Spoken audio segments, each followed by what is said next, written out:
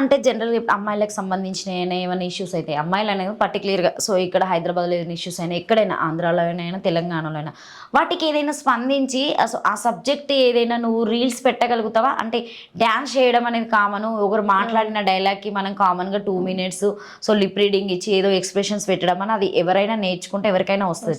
Training కాకపోయినా జనరల్‌గా చూస్తున్నాం. చిన్న పిల్లలు కూడా చేస్తున్నారు. ఇన్‌స్టా ఉన్న వాళ్ళు ఎందుకు ఇలాంటి వాళ్ళకి ఎక్కువ స్పందించరు?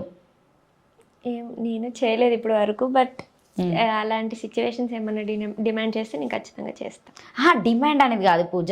సో జనరల్‌గా ఇప్పుడు నువ్వు మెట్రోలో వస్తున్నావు అనుకో ఒక ఇష్యూ జరుగుతది. సో ఎందుకంటే మీరు ఇన్‌స్టాలో ఫేమ్ ఉన్నటువంటి వ్యక్తులు కాబట్టి సమాజంలో ఈ న్యూస్ జరుగుతుంది.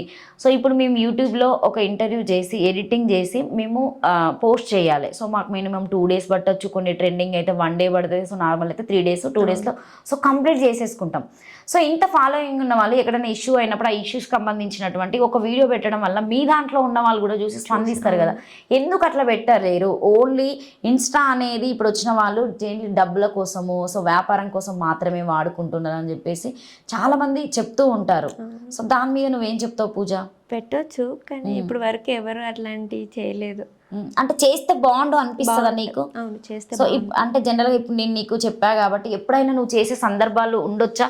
ఉండొచ్చా అంటే ఏమో, ఆ సిచ్యువేషన్స్ వచ్చినప్పుడు అయితే నేను ఖచ్చితంగా చేస్తాను.